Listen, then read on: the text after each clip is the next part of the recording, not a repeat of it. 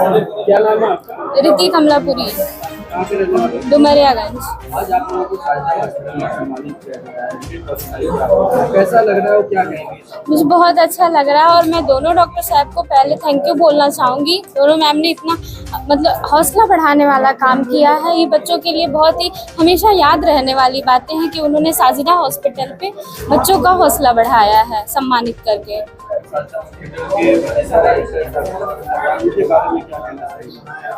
इनके बारे में यही कहना चाहूँगी कि उन्होंने इतना एक डुमरियागंज क्षेत्र में उन्होंने पहला ऐसा हॉस्पिटल जो सम्मानित कर रहा है नीट के बच्चों को जो क्वालिफाई करके एमबीबीएस की पढ़ाई पूरी करेंगे, उनको सम्मानित करने का ये बहुत अच्छा कदम उठाया है।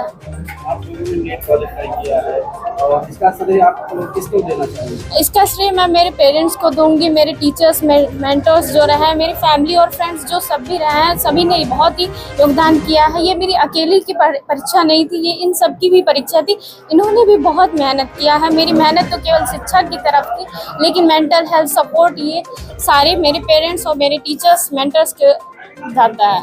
नीट की परीक्षा जो है बहुत टफ है, इसलिए आप लोगों ने कितनी तैयारी की या कहीं नहीं, मैंने एलएन इंस्टीट्यूट से पढ़ाई की है। मैं सुबह एलएन जाती थी कोचिंग, वहाँ से आने के बाद हमारा डेली का यही रूटीन होता था कि हमें जो पढ़ाया गया है वही आके रिवाइज करते थे और इसमें टीचर्स का भी बहुत सपोर्ट रहा है।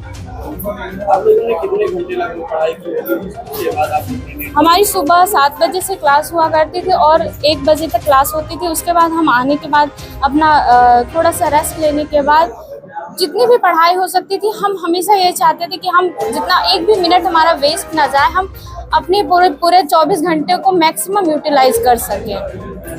सबसे बड़ी चुनौती ये थी कि हमें जो टेस्ट होते थे, मॉक टेस्ट, उसमें नंबर कभी कम आ जाते थे, तो हमें थोड़ा सा डिमोटिवेशन लगता था कि हम कैसे करेंगे, एग्ज़ाम को क्लियर कैसे करेंगे, ये हमारा थोड़ा सा लो होता था। लेकिन उसमें भी मेरी बहन ने और मेरे पेरेंट्स ने बहुत सपोर्ट किया, हमेशा हमें मोटिवेट किया, नहीं कर ले जाओगे, आप कर ले जाओगे। यही।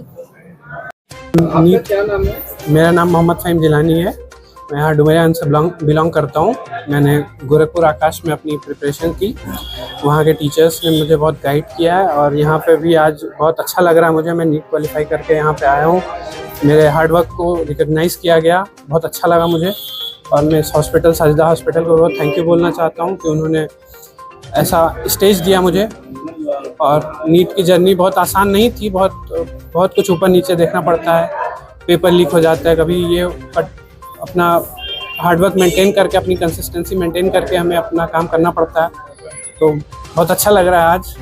और जिले में आप जो है बाहर रह के पढ़ रहे थे जी, इसलिए डुमरियागंज के हो, कितनी समस्या होती है अपने घर से दूर रह के पढ़ने में? घर से दूर रह के पढ़ने में तो दिक्कत होती है। आप हॉस्टल में रहते हैं, उधर रहते हैं, आपको अच्छी गाइडेंस नहीं मिलती है पेरेंट्स की, बट टीचर्स हैं वही देखते हैं। यही सब दिक्कत रहती है, खाने पीने की दिक्कत रहती है। पेपर लीक हुए, इस पे क्या कहेंगे? कितनी समस्या हुई आप लोगों को? पेपर लीक के पे तो बहुत दिक्कत हुई। मेरा जो 3 मई को एग्ज़ाम था उसमें 642 नंबर आ रहे थे मेरे, और मैं सोचा तो बहुत खुश हो गया। मैं पेरेंट्स के साथ गया था मुंबई में, वहाँ पे शादी थी, वहाँ एंजॉय कर रहा था मैं। फिर अचानक से न्यूज़ आती है कि नीट कैंसिल हो गया है, फिर से देना पड़ेगा। तो बहुत अंदर से मतलब बहुत अजीब सा फील होता है वो। बट फिर 2-3 दिन में मैं फटाफट वापस आया, अपनी पढ़ाई स्टार्ट की। तो पेपर लीक से दिक्कत तो होती है स्टूडेंट्स को, ये आगे से गवर्नमेंट अब देखे, इसको ना करे। कितने अटेम्प्ट में आपने पास किया? ये मेरा 4th अटेम्प्ट था। आप लोगों ने नीट क्वालिफाई किया है, आज सम्मानित किया गया है आप लोगों को साजिदा हॉस्पिटल में, क्या कहेंगे? और जो नीट क्वालिफाई किया आप लोगों ने, इसका श्रेय किसको देंगे? बहुत खुशी हुई। रफ़ीउल्लाह डॉक्टर साहब और साजिदा अफरीदा खातून साहब का बहुत बहुत शुक्रिया। और बहुत खुशी है, और हमारी मेहनत और हमारे एजुकेटर्स और घर वालों का बहुत सपोर्ट रहा है पूरी जर्नी में। और मैंने ख़ास करके मैं अपने माता पिता को इसका श्रेय देना चाहूँगा। कितने अटेम्प्ट में पास किया आपने? ये मेरा 2nd अटेम्प्ट था। मैंने 1st अटेम्प्ट 12th के साथ दिया था, ये मेरा 2nd था।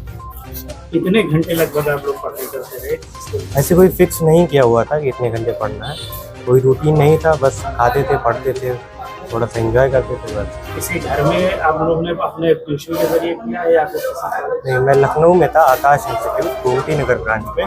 वहाँ पे हमारे गांव के एक मेंटोर भी थे, उनका भी मैं काफ़ी शुक्रिया अदा करूँगा। अजीम फारूकी साहब का, उन्होंने बहुत मदद करी है। इस सफलता का श्रेय किसको देना चाहेंगे और आगे आपका सफर क्या है? सफलता का श्रेय मेरे माता पिता को सबसे पहले जाता है और उन्होंने बहुत सपोर्ट किया है। और हमारे गांव वाले, हमारे जो रिलेटिव थे, रिश्तेदार थे और जितने भी एजुकेटर्स थे, सभी का शुक्रिया अदा करूँगा। और आगे चल के मैं उम्मीद करता हूँ कि और बेहतर, सिर्फ MBBS ही नहीं, आगे चल के और बेहतर पढ़ाई करूँ और अपने क्षेत्र के लिए बेहतर करूँ। सर, आज आप लोगों ने जो नीट क्वालिफाई किए हैं बच्चे, उनको सम्मानित किया गया है, क्या कहेंगे? मैं डॉक्टर रफीउल्लाह खान, प्रबंधक साजिदा डुमरियागंज का प्रबंधक हूँ।